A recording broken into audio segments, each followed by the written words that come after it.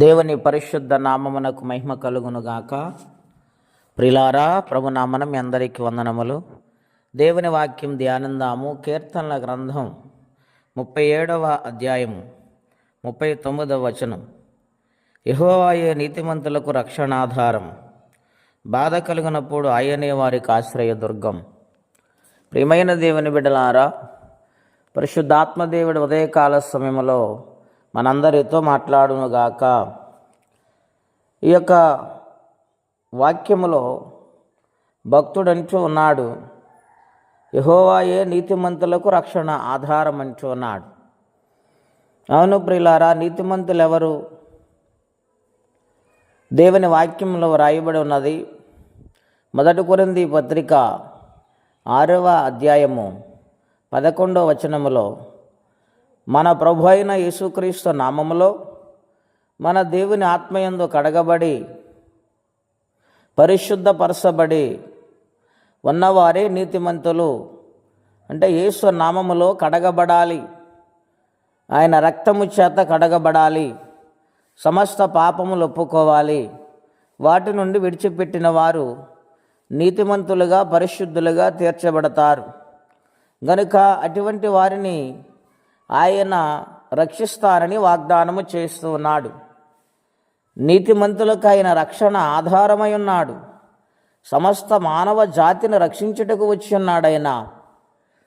ఎవరు నశించిపోతాం ఆయనకి ఇష్టము లేదు. గనుక రక్షించు దేవుని వైపు మానవుడు తిరిగి ఉండాలని ఆయన సంకల్పమై ఉన్నది, ఆయన ఉద్దేశమై ఉన్నది. గనుక ఆయన రక్షించు దేవుడై ఉన్నారు. ఏ విషయాలు ఆయన రక్షిస్తారు? పాపము నుండి, శాపము నుండి ఆయన విడిపించి రక్షిస్తారని వాగ్దానము చేస్తూ ఉన్నారు. గనుక ఆయన సన్నిధానములో రక్షించబడిన తరువాత ఆయనే కాపాడతనని వాగ్దానము చేస్తున్నారు. గనుక ఆయనకు లోబడి జీవించే వారిగా ఉండాలి. రెండవదిగా, బాధ కలిగినప్పుడు ఆయనే వారికి ఆశ్రయదుర్గం. అవును ప్రియులారా, బాధపడుతున్నప్పుడు, శ్రమపడుతున్నప్పుడు, కష్టాలు గుండా ప్రయాణము చేస్తున్నప్పుడు, కృంగిదల వచ్చినప్పుడు, జీవితం మీద విరక్తి కలిగినప్పుడు, నిరుత్సాహ పరిస్థితిలో ఉన్నప్పుడు ఎవరు కూడా తోడుగా ఉండరండి. నమ్మిన వారే దూరమైపోతూ ఉంటారు. మానవుడు ఎంతవరకు ఆదరించగలుగుతాడు? మానవ జీవితం ఏపాటిది? గనుక బాధ కలిగినప్పుడు ఆయనను ఆశ్రయించాలని ఆయన మాట్లాడుతూ వస్తున్నారు. బైబిల్ గ్రంథములో భక్తులైన వారు అనేక మంది ఉన్నారు. వారి బాధల్లో, కష్టాలలో ఆయన ఆశ్రయించారు.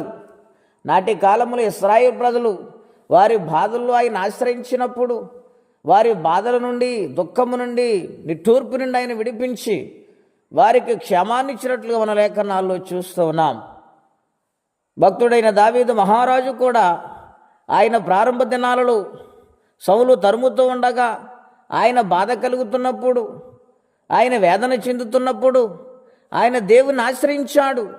రక్షించమని ఆర్తనాదము చేశాడు. సహాయమును పంపించమని దేవుని బ్రతిమాలుకున్నాడు. గనుక ఆయన సమస్త బాధల నుండి ఆయన్ని విడిపించి ఉన్నతమైన జీవితాన్ని ఆయనకు అనుగ్రహించున్నారు. ఈ ఉదయకాల సమయంలో ఏ విషయములో నీవు కృంగిపోతున్నావు?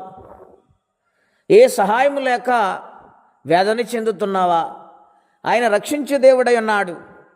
గనుక ఆయన పాద సాన్నిధ్యంలో బ్రతిమాలుకుంటే సహాయము చేసి జవాబిచ్చు దేవుడై ఉన్నాడు. గనుక ఆయన సన్నిధానములో నమ్మకంగా బ్రతకాలని, కష్టముల నుండి, బాధల నుండి విడుదల పొందాలని ప్రభు పేట మనవి చేసి మాటలు ముగిస్తున్నాను. ప్రార్థన అండి. అత్యంత కృప కలిగిన దేవా, మహోన్నతమైన మీ నామం కొరకే వందనములు. మీ మహాకృప దయను బట్టి ఈ ఉదయకాల సమయంలో మాతో మాట్లాడుతూ వచ్చారు. అవును నాయనా, నువ్వు రక్షించు దేవుడివై ఉన్నావు.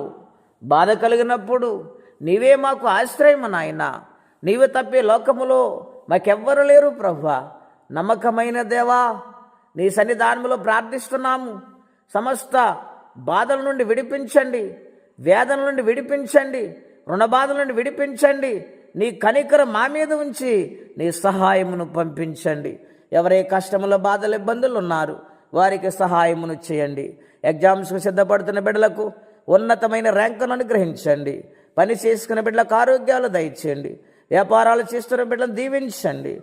ఉద్యోగం చేస్తున్న బిడ్డలను దీవించండి. ఈ దినము దీవెనకరంగా మార్చమని, తోడుగా ఉండమని యేసుక్రీస్తు వారి పుణ్యనామములో ప్రార్థించి వేడుచున్నాము తండ్రి. ఆమేన్. దేవుడు దీవించును గాక. ఆమేన్.